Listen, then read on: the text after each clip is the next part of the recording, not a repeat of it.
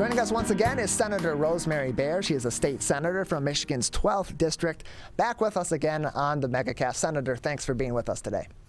Thanks for having me. Appreciate that. Nice to see you, Tyler. Yeah, good to see you as well. So we had a number of elections across the country earlier on this week, kind of a midterm for the midterms coming up, so to speak. We're a year into the Biden administration, the Democratic Party having a big surge in 2020 and taking over positions all across the country on the state level, on local levels, and certainly at the federal level as well. Yesterday, some very key Republican victories, particularly in the state of Virginia, where GOP candidates virtually swept statewide elections inside the Democratic Party in the state of Michigan. Any concerns right now that Tuesday's elections this week might be an early referendum on what may be to come in 2022 from Republican counterparts in the state of Michigan? Nah, I don't think so. I mean, I think we're fired up and ready for next year and expecting a lot of people to pop out and help us out here. But Virginia, there's never a re-election of a Democratic governor. It just doesn't happen there. So there's nothing new about that. It's amazing that it was as close as it was, really, when you think about it historically. So I'm very disappointed, of course, and we think it's not good for Virginia to end up the way they ended up. But, the people voted and the people get what they voted for. Yeah, the voters are ultimately going to decide. And Virginia, one of those states out east that commonly does not reelect governors, particularly from the Democratic Party after their first term. We also know that's been very common in places like New Jersey, who, in this case, outside of the norm, did, however, reelect their Democratic governor as well. On state issues here, the budget was recently passed in October. Any feedback so far from constituents or any feedback so far as those dollars begin to eventually be allocated for next year across the board from constituents from other organizations such as our schools and so on across the state on that budget and the way that it's going to be helpful to Michiganders in 2022? Yeah, that's good. Good to start with that. It's nice to have some good news. The budget is, it took us till the end, the last day again, to get the budget done. For the school budget was done earlier, and that was very exciting because we had this record-setting school budget in so many ways. And every school that I have talked to, and I talked to all over Oakland County, and the school administration, the parents, everybody is excited about the increases in funding this year.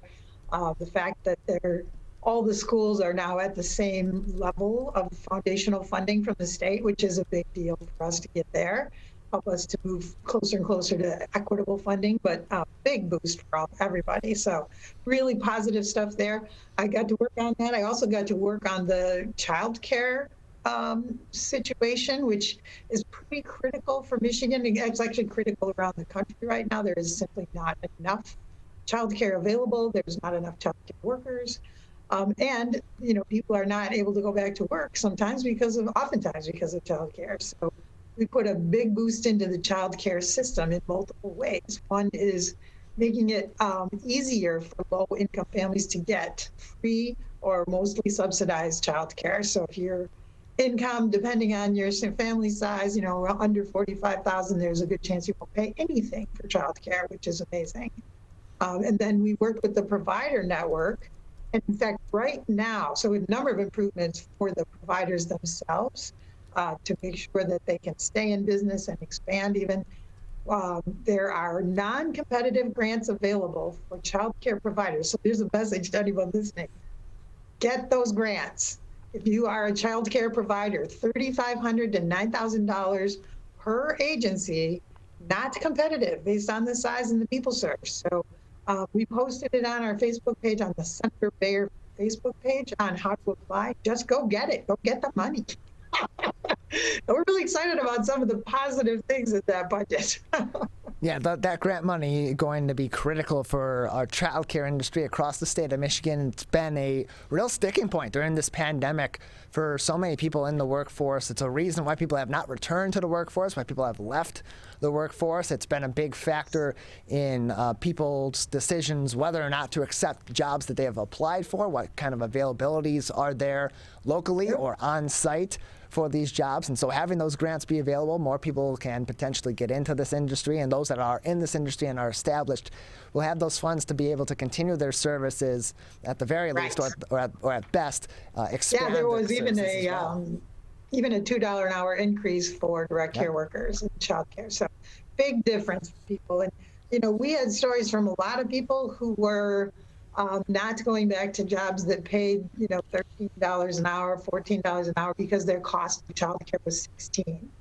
And it's a pretty direct formula. When you're paying more for a sitter than you earn while your child is being cared for, you're just not going to be able to do it. Nobody wants to go backwards. I think a lot of people realize that coming through the pandemic time, coming out and going, it actually was working out pretty good when I stayed home. So maybe I'll stay home. So, yeah. So I think that's going to be important for our whole economic system in Michigan. Yeah, it will, and it'll be huge for those in that industry as well, and for parents looking to provide adequate child care and exceptional child care across the state of Michigan and be able to get back into the workforce as well to continue to support their families. We're joined by Senator Rosemary Bayer from Michigan's 12th Senatorial District, joining us on the MegaCast. And Senator, on October 10th, you introduced a bill that you sponsored called the Excellence in Education bill that would forgive student loans for teachers in low-income school districts. Tell us a little bit about that legislation that you sponsored, and where in the process is that at? Well, it's sitting there hoping for a hearing is where it is in the process. But as we more and more are impacted by loss of teachers, I was going to say a lack, but we had 40% increase in teacher retirements last year. I mean, anybody who could retire did. Didn't necessarily want to deal with learning the technology pieces involved in how to teach online and all the other things that happened during COVID. Many teachers retired, and so we are short. We actually had some schools around the state have to go all online this year simply because they didn't have enough teachers to sit in the classrooms. I mean, they literally couldn't staff the school. So it's a looming crisis. If you ask many schools, they'll tell you it's already a crisis. It cannot fill the spots. And we obviously don't want all substitutes, but even substitutes are hard to find right now. So this is a big incentive for teachers to come in. And it's any school. We actually expanded it to include other schools. If you will go to a school that is low income or in a rural environment, the very difficult areas to serve, to find teachers, you can get up to $20,000 repaid. Other schools, up to $10,000 repaid, and it's spread out over 10 years. So you're incented to stay, to come and be a part of this and get your loans paid off over 10 years. So I think it's a good motivator. We're going to doing other things too to try to work with the universities and help rebuild the pipeline of new teachers and ways to get them to stay here in Michigan once they get their teaching degrees. All three of those avenues are important in this current battle to get and strengthen our teacher base. Yeah, the ability for our teachers to be able to pay off their student loans, pay off their other debts, while maintaining the stresses of their job, especially the added stresses of their job over the course of the pandemic, especially early on. One of the many reasons why we lost so many teachers, or other teachers took early retirement and went into other fields as well. And so having this incentive there would, of course, be extremely beneficial to a lot of these teachers and encourage new teachers and current teachers to explore job opportunities in lower income and rural school districts that really need those high quality teachers. Not to say that they don't have them already, but they need more of them to provide to even the playing field in some of these places that still have such great disparities in their educational quality because of funding purposes and other factors as well, as opposed to more affluent school districts. Yeah, and the shortage of workers is happening in teachers, as we talked about, with child care workers, as we talked about. It's also happening in lots of other industries. And so you're seeing it in the strikes that we're starting to hear about, or heated up negotiations between labor unions or employee groups and their employers. I had the opportunity to talk to folks out at Kellogg who are on strike right now in Battle Creek.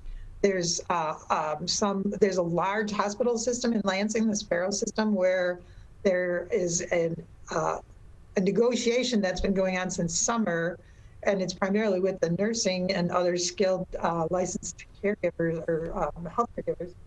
They are, and they're not striking for money. None of them are striking for money. They're striking because of conditions, because of too many hours of work.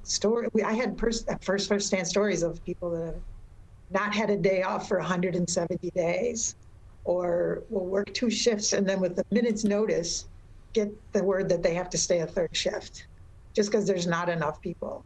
We're definitely got work to do on this, and we definitely have to learn how to take care of our employees so that they will stay. I mean, this is a good way to lose your people, is to kind of force them into labor that they just can't sustain. When you talk about nurses, you're talking about not just their health at risk, but the risk of the health of the patients that they're serving. And this is the big sticking point for them. They don't want to do that to their patients. It's not fair to the people in the hospital. So same thing with cereal. I mean, you think about it, people that are producing something we eat, we need them to be awake. We need them to do the right things and, protect themselves, but also protect our food supply there. So this is a really important time. And I feel like there's a little bit of a movement going on here that we need to start paying more attention to our workers, not just corporate profits. And so I'm excited about it in a way. I really feel for the people who are out there striking or trying to solve this problem. But I think that it bodes well, as we get through this. I think everything will come out better for the workers, and that's a really positive thing. So doing what we can to support that. Yeah, both companies and their employees have realized over the course of the pandemic just how important it is to have a quality staff there and a quality situation. And so on the one hand, many employers have made that realization and have continued to improve their working conditions and their relationships with their employees. And in the cases of those that haven't, their employees have responded and said, well, you know what you've learned during this pandemic, during this crisis. And if you haven't shown that you learned from it, we're going to make you learn from it. And so they're taking that action. We're joined by Senator Rosemary Bayer, Michigan's senator from the 12th District, joining us on the MegaCast. I want to address a bill that was recently approved, a series of bills recently approved on Tuesday by the Republican majority in the Senate that would be curtailing or banning COVID-19 vaccine and mask rules. This passed without any support, of course, from Democrats in the Senate. Tell us a little bit about what you know about this pair of bills that were introduced, and kind of what is the aim of these 2 bills, because we have health orders in place. We know the efficacy of mask wearing and of vaccination in preventing severe COVID-19 cases. So it's kind of questionable where this comes from and what it ultimately does to help the people of Michigan.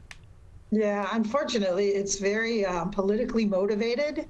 It does not help the health of the people of Michigan. It actually harms the people of Michigan by supporting the notion that you should not get a vaccination or you should not wear masks, that somehow that's the wrong choice, is actually leading people to risky behavior, right? Where rather than helping get through this pandemic and moving people forward in a healthy way, we're suggesting that they put themselves at risk and continue to spread the epidemic. I think President Biden was the one who used the term, we have an epidemic of the unvaccinated.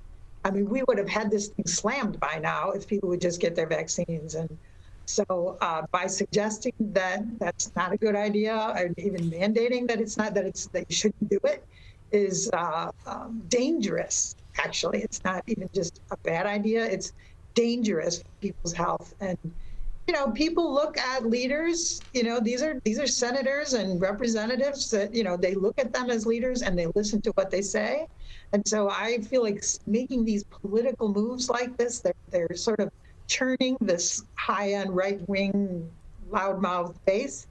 That is damaging the people of Michigan as a whole. And I'm really appalled by the whole thing. So as you can tell, I feel like they're being irresponsible at best, and actually worse than that, right? By putting people at risk like that. So, yeah, justification for the passing of the bill in a recent article from one of our local papers. Senator Lana Tice from Brighton, a Republican, said that they ensure parents have the ability to make health decisions for their children. She was quoted by saying, "We introduced our bills regardless of the efficacy of masks and vaccines at combating COVID-19 because the parents are responsible for their children's health and well-being. Just because you disagree with another parent's decision, you have no right to make that decision for them."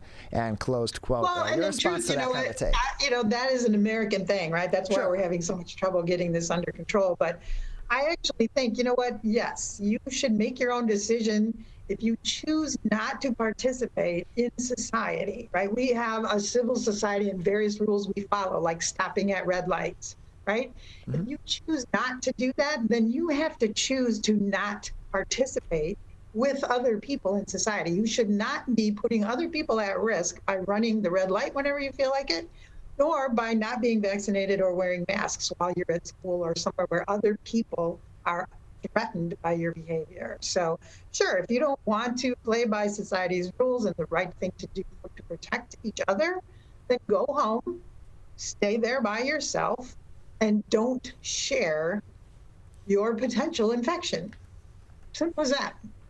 Yeah, and the justification for the bill, as said by Senator Tice and by others in the Michigan GOP and other similar bills nationally and other places across the nation, sure, that is a valid justification. But on the other side, there is another valid justification that the state, that the federal government, that our local health departments and our state health departments ultimately have the duty to look out for the whole, not just the individual, and you have your individual choice. So if you decide not to go along with the recommendations that are out there and those mandates that are out there, you have your other options. You don't necessarily have to follow them in one area versus another. You can go somewhere else, or you can find other options as well. You have that personal choice. We're joined by Stay Senator. away. Right. Just stay away from the rest of the people. That's the option. Don't put everyone else at risk. That's the issue. Right. You have your options, and so you can make your choice, and ultimately, your choice may keep you out of certain things versus another, but that goes with any choice that you make in this life anyway. Senator Bayer, thank you for being with us today. We appreciate it. Thanks, Tyler. Nice to see you.